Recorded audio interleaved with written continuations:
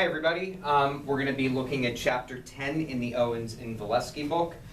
This is an online lecture that I would normally do face-to-face, but obviously for brevity's sake, this is something that I have to do the way that I'm doing it, so we're going to go through this one. I kind of deem this as one of the least important chapters because it goes over organizational decision making, which is cool, but it's also something that unless you're actually going through processes and product as part of your dissertation, you probably won't use this, and this probably won't be a big idea that you look at. So really, when we do organizational decision making, the main thing that you're looking at is you're looking at how something's done, why it's done, or the how and the why it's done. What's more interesting of these? Why normally is more interesting. How you look at if you have a school that is a success. We're going to talk about Malcolm Baldrige a little bit later on in this lecture. And the Malcolm Baldrige component really looks at how something is done and how it can be changed and pertained to a different organization. And the why is more or less, that's, why do we do things, why, and that I would argue that would tie more to culture than anything else. So you have to make that decision. So if you're doing organizational research, you're going to look at two different things. You're going to look at the notion of stability, and you're going to look at the notion of maintenance. Stability says that ideas are refined, and maintenance says that there are continuing levels of performance within an organization. I think they both go together, but in schools, so much changes. There's so many different reforms, and that becomes a problem because so much happens in our school that, causes everything to change. So I think this is important that you need to see this, and you need to consider this, because I realize that when you say Common Core in the state of Oklahoma, people are ready to just strangle somebody and hate somebody. I didn't like it, but it could have worked. There was so much emphasis in this state really on getting this done and getting this out in a year, and it bothered me a lot. And it bothered me that there are still some other states that are doing that. Common Core couldn't have been bad, but if you would have done it properly, it would have worked. When Common Core was existing, I was on committees to help integrate it out. I was an early childhood professor, and my goal with Common Core was preschool and kindergarten. So the problems that a lot of you saw in like 3rd, 4th, and 5th grade, I never saw those. I saw kindergarten and preschool where I saw a structured math curriculum that used appropriate manipulatives, that if the teacher knew how to integrate manipulatives, technology, and counting in one-to-one correspondence into their actual lessons, Common Core could have worked really well. But then the key is it would have had to have been grandfathered up, and that's why it failed, and that's why it did wrong. And I think the people making these decisions, and if I insult somebody, hey, you know what? Let's look at it for what it is. Common Core math was great. It could have been the best thing that happened in this state. It could have been the best thing that happened in this country, because in theory, if we would have done this properly and we would have done an integrated math system, I believe in integrated math. I taught math. I wrote curriculum for math. Integrated math works better than saying this is what geometry looks like, this is what algebra looks like, this is what pre-algebra looks like, this is what a division curriculum looks like. Integrated math takes all of it and it ties it into one, and if you do it appropriately, you accelerate children in math by 1 year. But because it accelerated kids a full year that were in 2nd grade and said, now you're operating into 3rd grade level, and it didn't give them time to grow into it, that was the problem. Why somebody let this happen is beyond me. This never should have been let happen. Like, and you would think with these policymakers and stakeholders, they would have made judgments and made decisions. They would have seen that this would have failed. I am an expert on math curriculum. I know it, I understand it, and I've seen it progress, and I know what's out there. If somebody would have put me in a leadership role and said, well, now you need to consult on reading or English curriculum, I have no business doing that. But math I do, and I don't know who at the state level or who at the district level were the ones that were making these decisions, but Common Core could have been a really good thing here, and I think it was handled inappropriately, and I think that's what the problem was. So, you know, you need 12 to 13 years for something to actually work, and this is what you need for school reform. I wrote the standards for preschool and kindergarten with Common Core. I was involved in committees. I was saying what kids were able to do, and I know what a kindergartner can do in math. I know what they should be able to do. I know how they count. I know where they're going to struggle. They're going to struggle when you start doubling numbers. The jump between 10 to 11 is crazy for kids. Those of you that have children know that. Anytime that you're doing addition or subtraction, you have to make sure that the child has up from 1 to 5 down properly before you introduce the concept of 0. And Common Core did this correctly. It was right. They were doing proper developmental and appropriate practices in math. However, you know, they should have started it in preschool and kindergarten and rolled it out 1 year at a time. If that would have been done properly, this would have worked. It didn't happen. We didn't have patience. And because we didn't have patience, school reform didn't work. Without patience, nothing works. I mean, and that's the key. You know, you have to have patience in order for these initiatives to work. So, if we look at decision makings, you're going to look at the work of Griffiths. This came out of business, not out of education. But it's important to know that the organization is determined by the nature of the decision-making process. Whatever kind of rank somebody has, that's how much control they have. The higher ranking you are, the more power you have, and that kind of relates to the power theory stuff that we were talking about earlier in the class. So, you know, you have to note that teachers are left at the mercy of the people that are directly above them, and don't lose sight of that when you're the person above them, because all of you are doing this. I'm hoping you're doing this to move up somehow. You know, you're currently a lead teacher, you want to be a building principal. You're currently a building principal, you want to be in central administration. You're going to school for the right reasons, which is awesome. That's what you should be doing. But you have to move up as you go, and try not to lose sight of that when you're the person making those decisions. So, when we talk about individual versus organizational decision making, administrators are supposed to be decisive.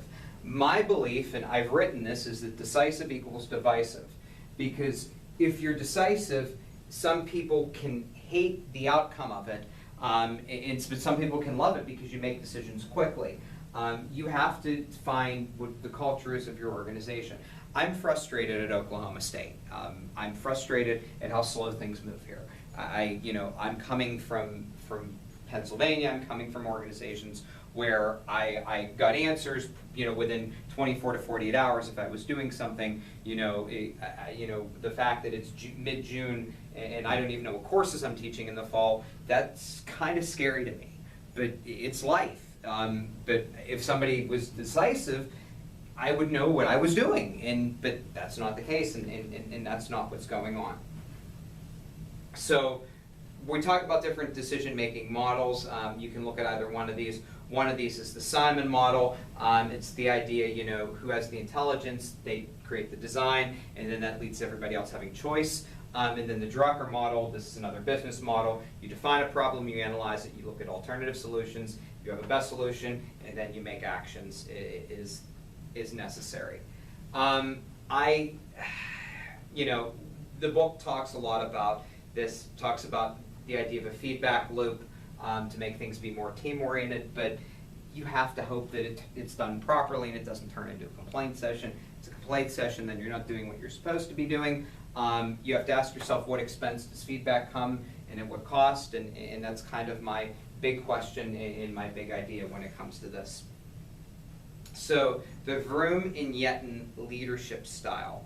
I would argue this looks more a group leadership tied to different types of hierarchical leadership. If you're going to be looking at leadership, think back to what we talked about in Chapter 9 with Nordhaus. This is still cool, but it's not necessarily something that I think is a big idea or a massive standout. Leaders make decisions with the information that's available to them. They get their information from their followers who might have their own agendas, and then they'll make the decision. that can be a problem as well. In a process that involves consulting, they share the problems with the individuals, they get suggestions, and they make the decision, or they share the problem with the group, and then the group makes a decision. This takes away autonomy and authority from the person in charge. Group decisions, you can have consensus, but then the leader avoids giving their opinions and let the group decide. That might not always be what's best for the organization.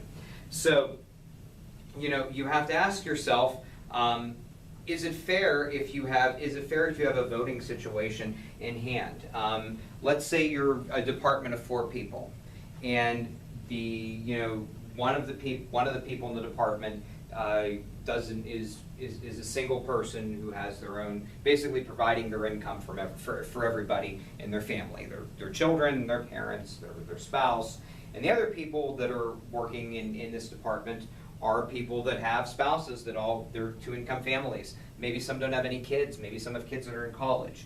But the 3 of them have this thing that benefits them, and they're not thinking about the needs of the other person. In education, we go on these rants where we say we need to think about the education of the individual, but then are we actually doing that? And then when organizations aren't doing it, should we do it in education? Why is it different in education? If we're doing it for children, why can't we do it for adults as well? So, you have to ask yourself, do others have to accept these decisions? And should they accept these decisions?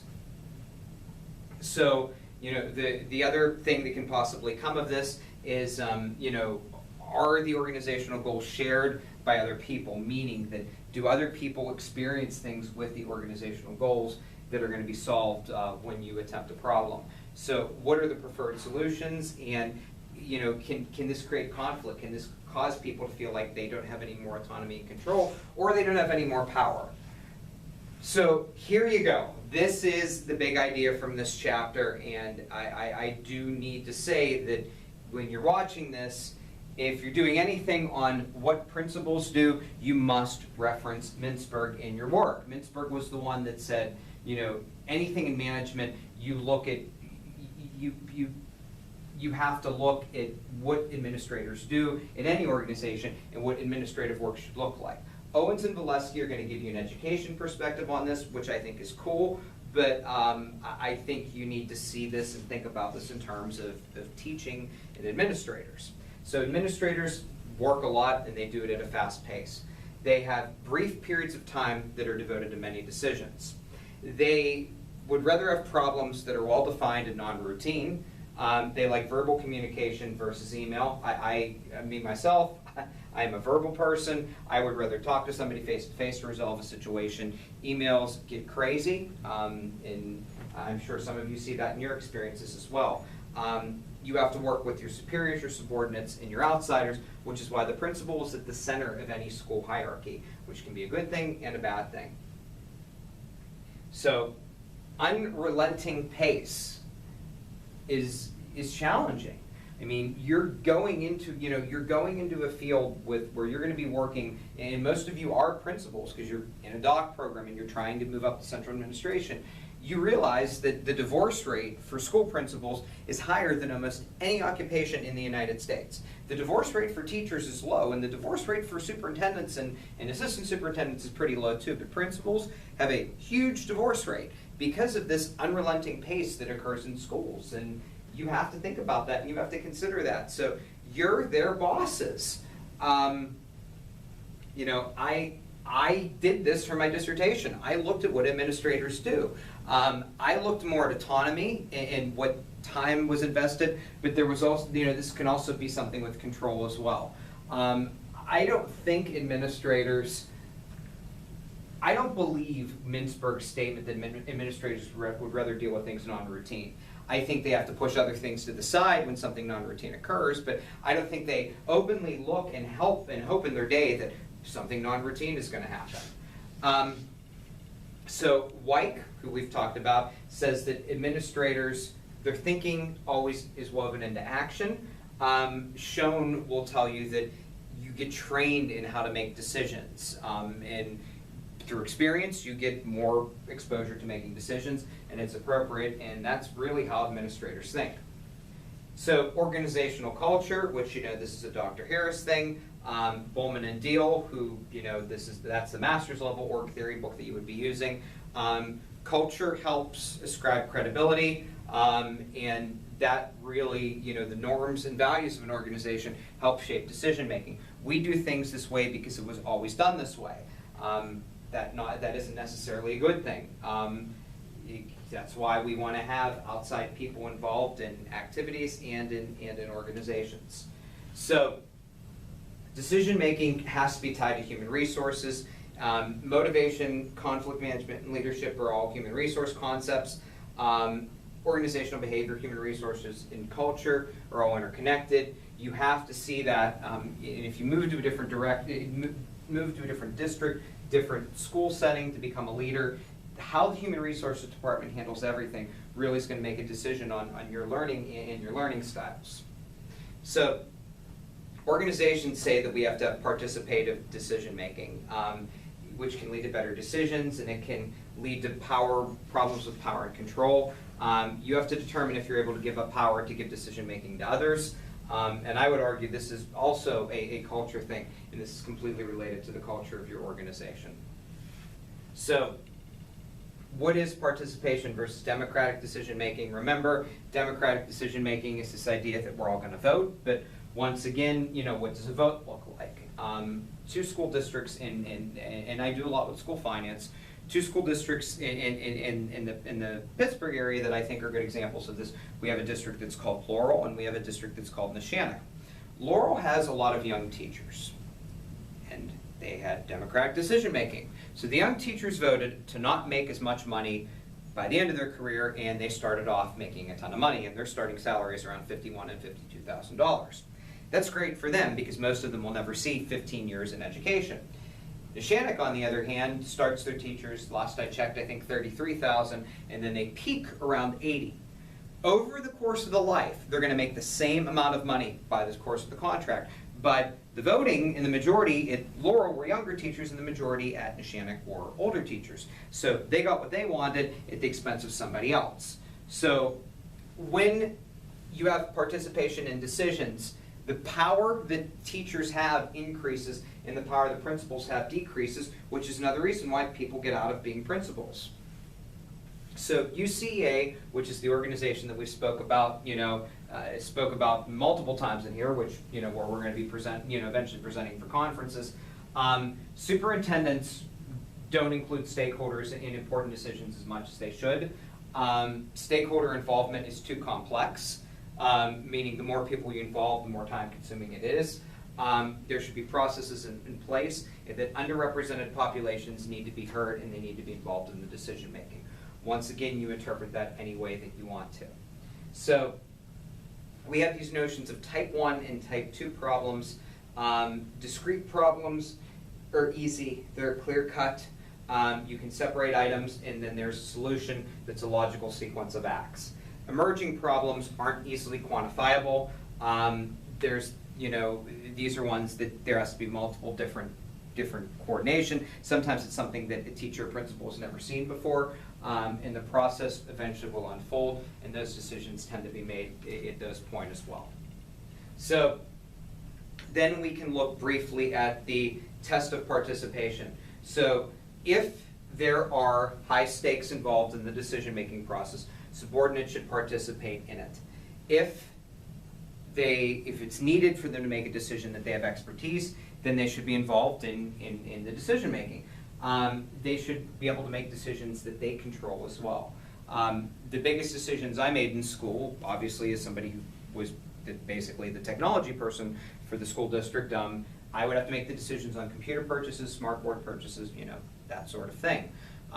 If the teachers weren't going to use the smart boards, and most of them don't, they use them as glorified projectors, for me, I didn't want to get them involved in the decision-making process because if I say, who wants a smart board, everybody's going to put their hand up and say, I want a smart board. But if they needed it and it's something that they were trained on, then they have expertise, and maybe they can share that with another teacher in the building, and maybe they feel comfortable doing that. So I always thought about that, and I thought about that when it was tied to basic decision-making processes, what's right and what's essentially right and what's wrong.